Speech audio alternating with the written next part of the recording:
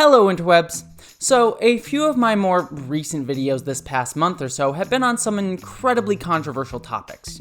Pandemic anxiety, racial justice, and whether or not Star Trek Into Darkness is a good film or not. Truly all very important issues of completely equal weight. Jokes like that aside though, I figure, it's about time to relax a little bit because we all know that Star Trek is really just about escapism, right? It's just a fun sci-fi adventure show that we're really not supposed to read all that much into. So I decided it would just be kind of fun to do a completely not political at all, like no underlying themes, just a fun little video about one of my favorite Star Trek shows of all time and one that I've been rewatching a lot lately, Deep Space Nine. Deep Space Nine, the Star Trek show that was the least political and the least didactic of all the Star Trek shows, with some really great escapist science fiction, like that fun little time travel jaunt past tense, or that completely uplifting look back at the history of science fiction in Far Beyond the Stars, or that really cool crossover episode between Next Generation and Deep Space Nine, where William Riker's clone Thomas Riker became a terrorist, thereby kind of pseudo-implying that William Riker himself would be sympathetic to a Starfleet splinter group's cause, thereby tangentially saying that maybe groups like that could be justified in using their violence to defend themselves if one of our heroes is actually possibly able to sympathize with them. Just escapism fun to be found here.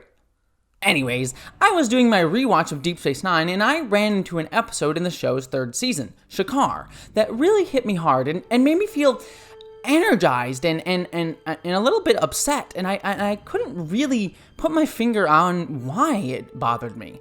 If this is just escapism, so why am I feeling so motivated and kind of angry at a, mildly forgettable episode of Deep Space Nine? So, I figured I'd do what YouTubers do and we just analyze the episode together in just a fun, completely non-political way. In fact, just to prove to you how casual and apolitical this video will be, I am going to crack open a fresh soda right on this video. It's Lemonade. It's a totally normal soda brand. Tastes almost as refreshing as breaking loose the chains of the proletariat. Anyways, where were we? Yes, let's dive into the episode Shakaar. So, for those of you who haven't watched Deep Space Nine, it's a Star Trek show that is set, funnily enough, on Deep Space Nine, a space station helped run by Starfleet and the Federation in cooperation with the planet Bajor, which technically owns the station. Bajor, just a few years earlier, gained its own independence from the Cardassians, a militant empire that occupied Bajor for decades and used Bajorans as slaves, putting them into forced labor camps and generally just some nasty stuff. Cool fun sci-fi space adventure stuff. After decades of guerrilla warfare and terrorist campaigns by the Bajoran people against the Cardassians decided to pull off Bajor, leaving the planet to pick up the pieces of their world and culture. Thankfully, the Bajorans have done an admirable job, guided strongly by their religious faith in the prophets, a religion that basically everyone on the entire planet has, and which is run by the Vedic Assembly, a strong organization that runs the religious order that wields large political influence and power, yet is technically separated from the civilian government that is created after the Cardassian occupation. A government that has separation of church and state, yet was still founded on deeply religious ideals. I doubt that will cause any problems or strife, just like religion has never influenced governments in places in the real world like, the United States. Anyway, sorry, I don't want to talk about real world stuff here. We're just talking about science fiction here. Anyways, enough backstory. The episode Shakaar starts off with Major Kira, a former Bajoran terrorist and now member of the Bajoran militia and first officer of Deep Space Nine, learning that Kai Wynn has been appointed the head of the civilian government. The new head of the provisional government is Kai Wynn. Dramatic push-in with dramatic music as we fade to black to go to the title credits. Which is weird considering that Kai Wynn is also the head of the Vedic Assembly, signified by her title of Kai. That won't be problematic, I'm sure. In fact, let's talk about Kai Wynn up to the show at this point. Let's look at some of the stuff she's done that clearly will evoke no similarities to real-life counterparts at all. This is just sci-fi alien stuff. When we first meet Wynn, she actually showed up in the season 1 finale as a lowly Vedic, a high priest in the Bajorans' religious order, but not technically Kai yet.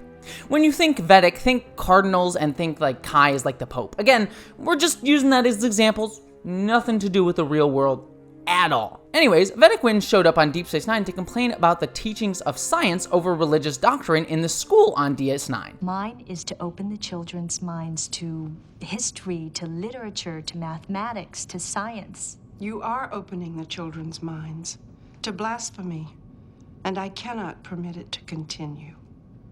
Dramatic push-in with dramatic music as we fade to black to go to the title credits.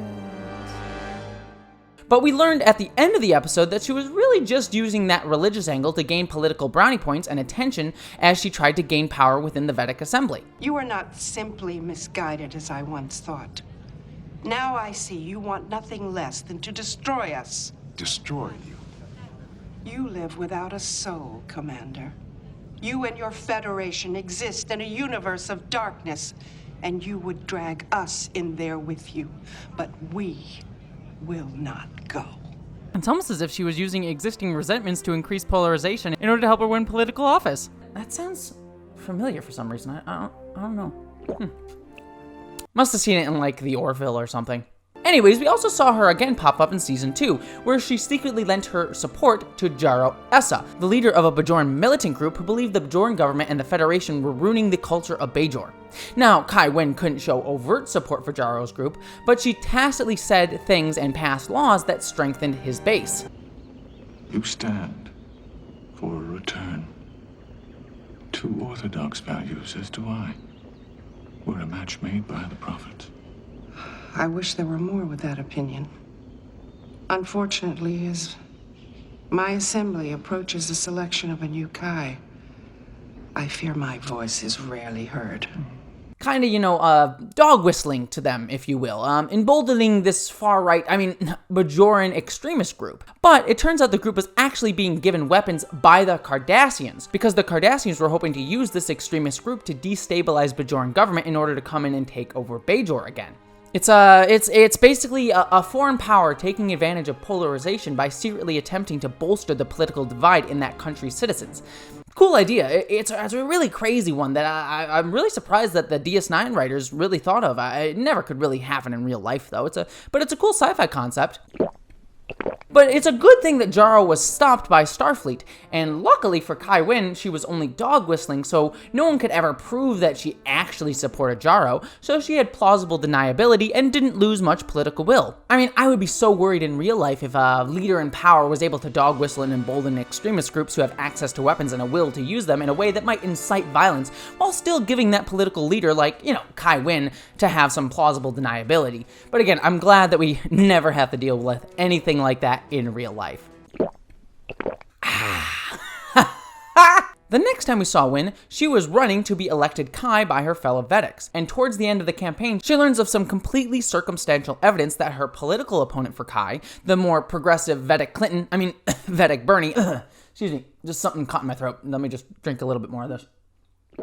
Vedic Bareil might have been involved in a controversial massacre several years earlier. Wynn has Major Kira investigate Bareil's messages, his emails, if you were, in an attempt to discredit Bareil's campaign and bolster Wynn's own standing. The person who ordered him to reveal the location of the rebel base to the Cardassians. The man who was truly responsible for the massacre, Vedic Bareil. Dramatic push-in with dramatic music as we fade to black to go to the title credits.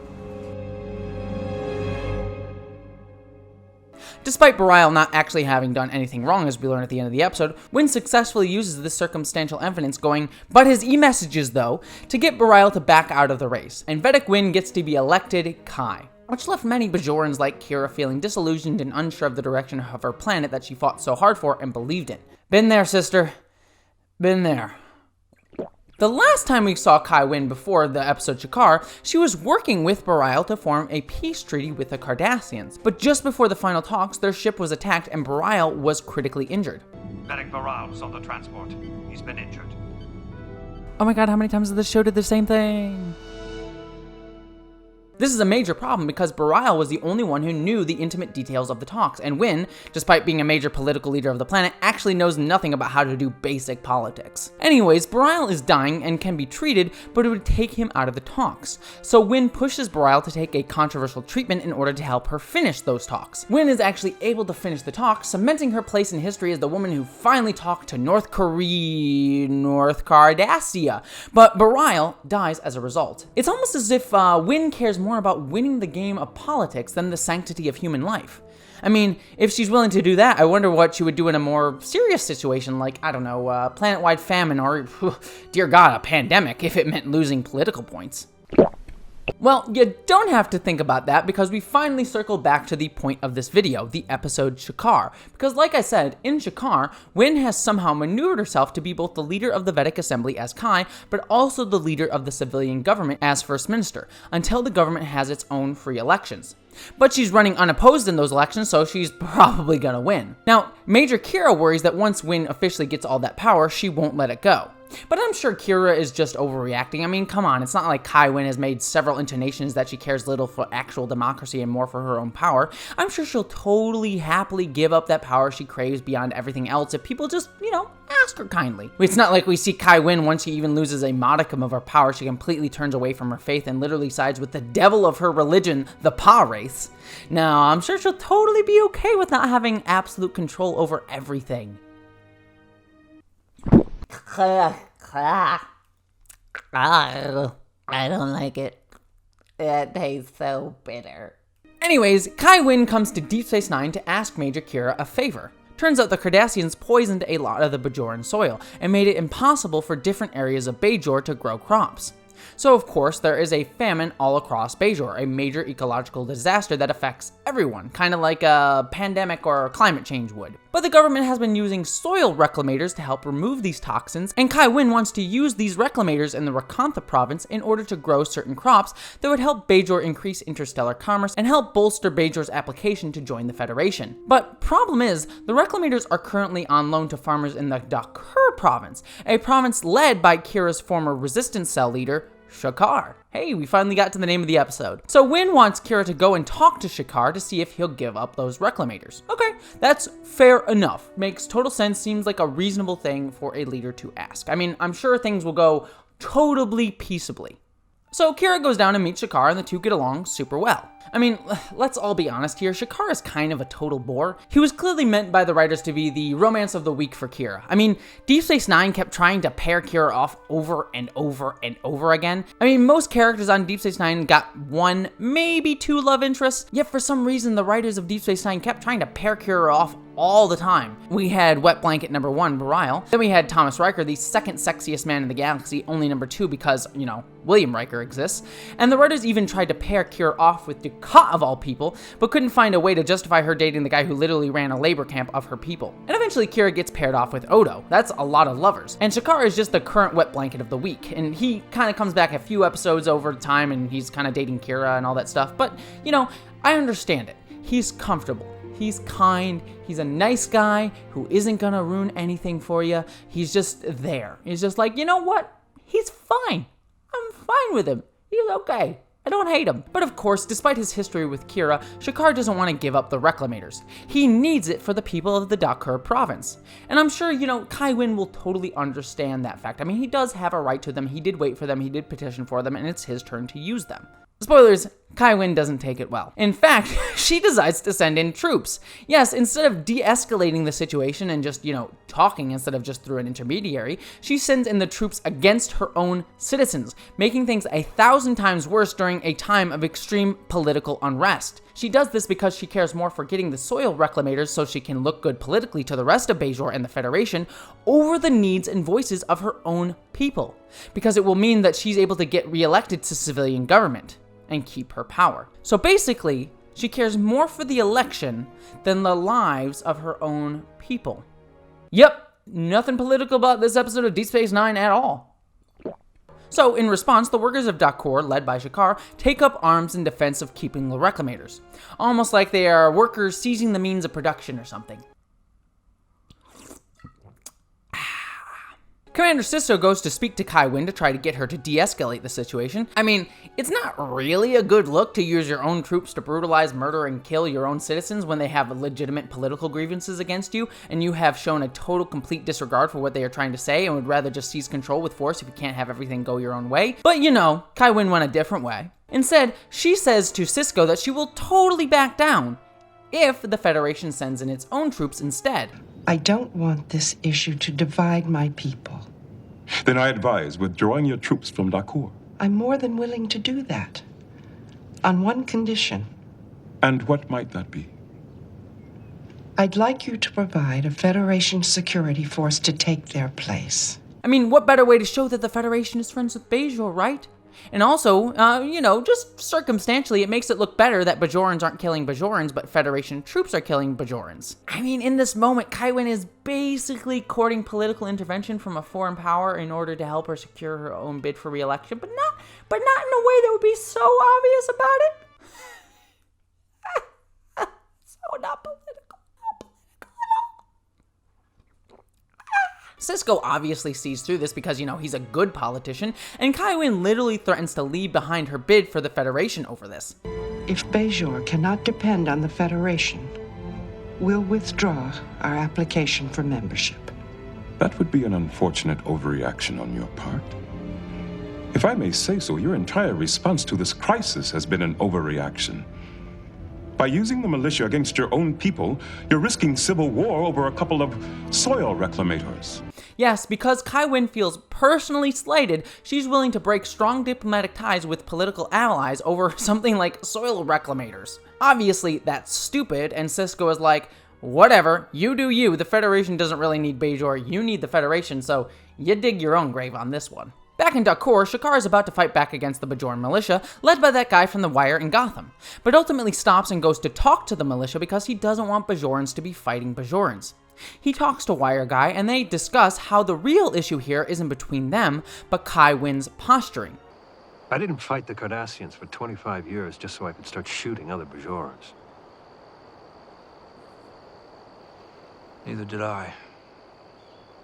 So, what do we do about it? It's almost as if they realize that their differences of ideology are really only created by those in power in order to divide the people so they don't work together to stop those in power from keeping their power. And that if the people, people in the same class, as it were to have some sort of consciousness to unite and rise up against the people in power, and we'll just call them the Bajorletariat just to simplify it, that they might actually be able to use their collective voices in order to speak back. That's exactly what they do. Wire Guy, Kira, and Shakar go to Kai Wynn and announce that Shakar is going to be running against Kai Wynn in the upcoming election and challenge her for power. What's going on? I'm here to enter the election as a candidate for the office of First Minister. And Kai Wynn gets really, really pissed about this. She even calls it a coup. So this is a coup? No. It's a free election. Like, somehow that free elections are somehow a witch hunt against her, or somehow the other political parties attempting to attack her, when it's really just how, democracy works. It's almost as if Kai Wynn is trying to delegitimize and polarize the elections in order to hold on to her own political power. It's crazy sci-fi stuff. I honestly wonder what that election season would have been like, the type of ads that you would see between Shakar and Kai Wynn. Kai Wynn, is she really good for Bajor? These are unprecedented times for Bajor. We're living through several crises all at once. An unemployment crisis not seen since before the Cardassian occupation, an environmental crisis in the form of a famine, Nisla province is literally on fire due to an orb reveal party, and protests to join the Federation across the planet. And what has Kai Wynn Adami done about it? You and your Federation exist in a universe of darkness, and you would drag us in there with you. Caring more for her own political gain than her own people and the will of the prophets. That's why this agricultural season you should vote for Shakar Endon. Shakar, He's a candidate with a face. A candidate that helps you remember the good old days. He's a farm boy that will return us to the Bajoran political values of yore. And sure, he's a boring romance of the week kind of guy. That guy that shows up in a few episodes and you make memes about him eating ice cream for, but you kind of forget that he ever happened. But don't we all want to have that light rom-comish kind of first minister right now? I mean, at least he's not someone who does photo shoots of herself doing surface-level religious things for the prophets while she beats up her own Bajoran citizens to get there. Sure, he's milquetoast and probably won't radically change anything politically, but it's more important to vote out the current horrible leader in office. That's why I'm voting for this guy. Wait, sorry. How did that get in there? Didn't mean that. That's why I'm voting for this guy. And while he may be boring, we do know that he has a strong-willed, opinionated woman at his side. Sure, she may be abrasive, and she definitely has a past that we're not all sure we're entirely comfortable with, but has definitely shown that she can grow and stand up for good Bajoran values. And that's this gal. Crap! Sorry, this gal. Yes, they aren't perfect, but I will 100% take these two any day over someone who would literally side with the power wraiths in order to hold on to political power instead of actually believing in the will of the prophets. Kai Trump. Damn it! Star Trek shouldn't be political! Paid for by the Coalition of Shakaar for First Minister.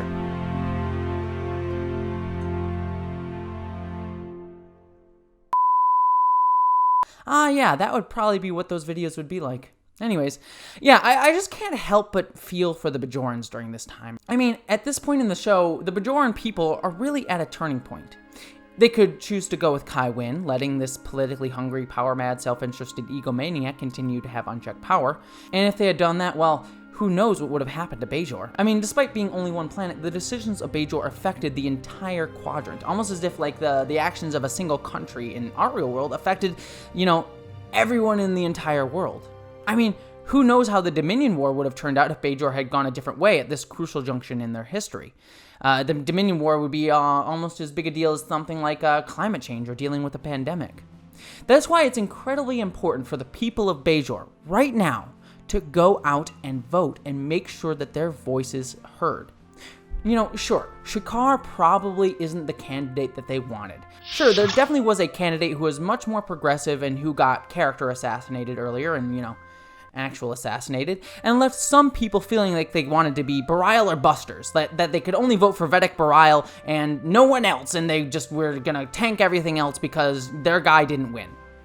And I'm sure there were also some people who didn't like the political party of Shakaar, but actually agreed more with the political party of Kai Wynn, who liked having a more religious-based candidate in office like Kai Wynn. But ultimately, I hope that the Bareil or Busters learned that it was more important to mitigate the damage that Wynn could do over remaining obstinate due to their completely understandable frustration at seeing a candidate that they thought could have done so much more than Shakaar not be on the ballot. I mean, honestly, I would have much rather vote for Bareil in this show. And hopefully on the other side of things, those who lean more to the right of Shakaar and more towards Wynn realized that Wynn was actually paying more lip service to their values. That Wynn didn't actually really believe in that morality that she, attempted to espouse, but was really only after her own self-interest at the expense of real Bajoran people and real Bajoran values. So that's why it is so important for all Bajorans right now to go out and vote. Please, if you are a Bajoran living on Bajor right now, go out and vote, is what I would say if I lived in a world that was somehow, reminiscently familiar of how Bajor is in Deep Space Nine. But, that's just the message that I got out of this episode. It's just a silly look into the dynamics of an alien planet that really has nothing to do with us today. It's just fun sci-fi escapism. There is nothing to learn here. Though ultimately, I do kind of wonder why the episode Shakaar left me so disturbed. Was there anything else that happened in this episode? Oh yeah, there was that whole side plot where O'Brien kept winning the darts tournament for no apparent reason and Quark kept betting on him. We're on a streak. An epic streak. That's what was pissing me off. Ugh, I hate it when the writers try to shove in their leftist SJW darts agenda with their Gary stews and all this crap, and oh god, Star Trek can get so political sometimes. Alright everybody, I hope that video was fun for all of you. Just finishing that off. God, this stuff was legitimately disgusting. I mean, I'm all for Leninade, but Don't buy this. It's kind of nasty, but it was good for a joke. Just to be completely clear here, obviously the fact that this wasn't a political video was a joke. A lot of the stuff that I was talking about was clearly meant to be applied to stuff today. I mean, I hope that came through is fairly obvious. I know that I was stretching the definitions and stretching some of the story plots of Deep Space Nine to kind of make them apply today. And I don't mean to ostracize anyone in the audience, but I really just wanted to make clear with this video, in a joking, fun, kind of, weird way, it's really important that you vote. If you are a United States citizen right now and have the ability to vote, please go out and vote. I just encourage everyone who can to vote in the next coming months or weeks or whatever. Mail-in ballot, in person if you have to, though I recommend not doing that, but I totally understand if you have to or feel like a need to or are worried to. It's just really important that you vote, regardless of what you feel about right or left, conservative, Republican, all that stuff. I'm not here to say Republicans are bad, conservatives are bad. I'm not making a blanket statement like that. We can talk about the nuances of policy and stuff, but that's not the statement I'm here to make. I'm just saying that Trump in office right now is very dangerous for so many people. So at the very least, please go out and vote for whichever candidate you want. But I'm not a big happy fan of Biden either. He's not my perfect candidate, but I'm voting for him because I think it's what we need to do right now to try and get out of this, because it's a bit of hell. I'm not trying to, again, I'm not trying to push anyone away. I'm just trying to have a little bit of a joke, a little bit of fun in something really, really hard right now. And I'm not trying to say anyone's dumb or wrong or stupid for having supported anyone specific in the past. It's Bernie, Trump, Biden, whoever you wanted to support. I totally understand it. I'm not here to ostracize anybody, but right now, I think we really should just focus on getting out of this. And I think there's only one way forward to do that right now, even if it's not the perfect way forward for any of us. I'll end on that thing. I just wanted to do a fun video that would sort of make fun of something really hard, but actually have a very call to action. So please, at the very least, get out and vote. It's so incredibly important right now. I don't think there's ever been something more important in my life right now that I could have agency in. I think I'll kind of end it there. That's everything I wanted to do for this video. Don't forget to subscribe to this channel if you're not unsubscribing for me getting too political or anything like that. I also have some podcasts called What the Frel and Star Trek Behind the Lines. Those are a lot of fun. I also have a Patreon page that you can help me out on. Excuse me, this soda. I don't drink soda that often, so it's like hitting me hard. Getting like heartburn or whatever. But beyond all of that stuff, I hope that you, as always, no matter what, and we will get through this no matter what happens in the upcoming election, I hope that you live long and prosper. God, I hate this thing. It's gross as shit.